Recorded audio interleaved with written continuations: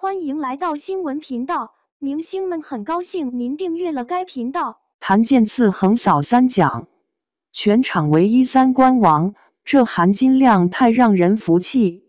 2025年12月21日，澳門的空氣估計都比別處熱幾度。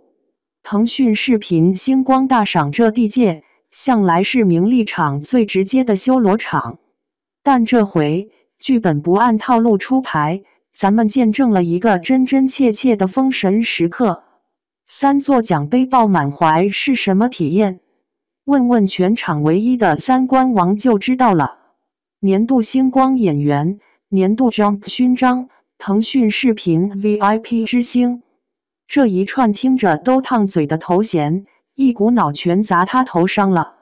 說實話，這幾年看多了分豬肉式的頒獎禮，這回倒是讓我有點意外的痛快。為啥？因為這含金量，它是真硬啊！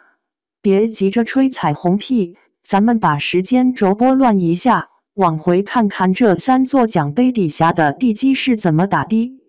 你還記得《列罪圖鑑》第一季那時候嗎？多少人是衝着畫像師那個新鮮進去的，結果被沈毅那個眼神給勾住了。到了今年的《列罪圖鑑2》，大家心裡其實是捏着一把汗的。續集魔咒這玩意兒在內娛比水逆還靈，但譚健次怎麼着？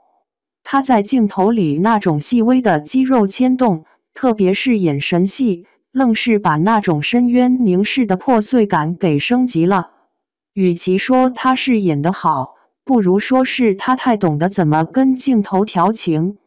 每一個微表情都像是經過精密計算卻又自然流露的本能。這要是放在以前，誰敢信一個初代男團唱跳出身的人能把刑偵劇扛得這麼穩？這就不得不提那句老話，泥潭裡摸爬滾打出來的人，身上是不帶虛肉的。再瞧瞧震耳欲聾，聽障角色，這可是演員的百慕大三角，稍不留神就是車禍現場。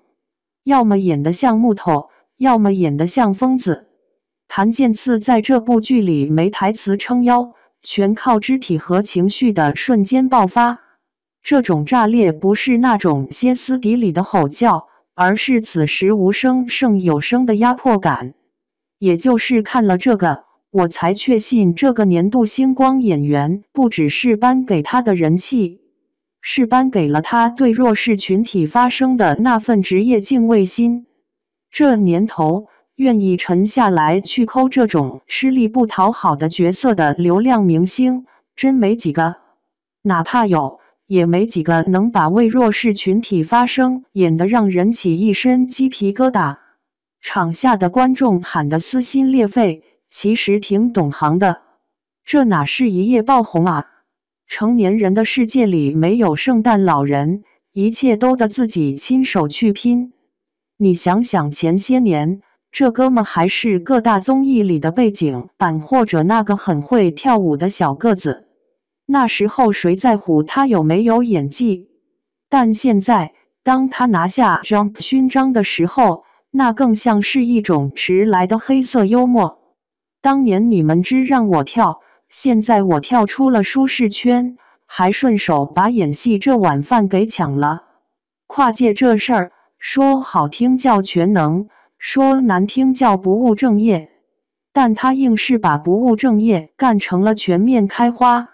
唱跳、演戲、綜藝，哪都有他，感覺像是影分身了。但這背後要是沒點不要命的這股勁兒，早癱了。咱再聊聊那個最現實的獎 VIP 之星。說白了，這就是金主爸爸和市場最赤裸的表白。這就不得不提那幫小炭火們的戰鬥力了，真是槓槓的。但你也別酸，這年頭粉絲也不傻，真金白銀只給值得的人。在這個流量來去如風的時代，能讓人心甘情願續費的，那是真本事。這不僅是人氣認證，更是商業價值的封印解除。你看他站在台上，沒那些虛頭巴腦的官腔，一句感謝幕後團隊，感謝觀眾，感謝我的小炭火們，就把場子給暖了。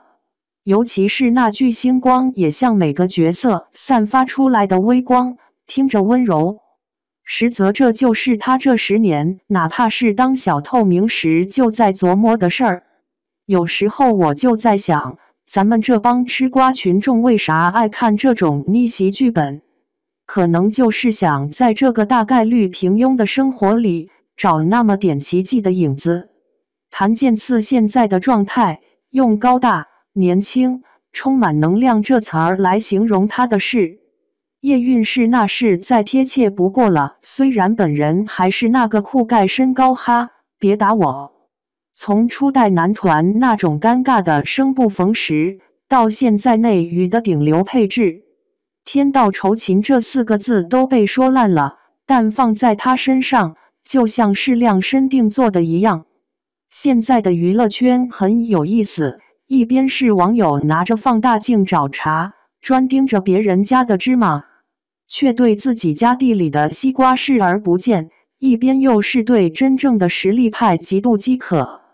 譚健次這波三殺，某種程度上是治好了內娛的1點流量焦慮症。大家都怕流量沒有實力，又怕實力派沒有流量變不了線。他倒是好，把這兩頭給繫上了。我就特別喜歡他在台上那種不卑不亢的勁兒，那種底氣不是公司包裝出來的，是他之前那些年坐冷板凳做出來的。他領獎時沒有痛哭流涕，反而笑得挺淡定，這就對了。如今的榮耀是他一個個角色磕出來的，一個個舞台跳出來的，他拿得理直氣壯。不過話說回來，這3座獎杯拿回去怎麼擺？這可能是他今晚唯一的煩惱了。看到這兒，各位是不是也覺得手心有點熱？這不光是譚健次的故事，其實也映射着咱每一個打工人的隱秘渴望。別總抱怨沒機會，你看這哥們兒忙得腳後跟打後腦勺的時候，機會這不就逮住了嗎？譚健次這回是跳上去了，舞台也確實永遠是他的。至於咱們，繼續吃瓜也好，繼續搬磚也罷，心裡那團火別滅就行。說真的，你覺得要是換個鮮肉去演沈毅，這劇能火到出續集嗎？評論區咱們那個聊聊，看看咱們英雄所見是不是略同。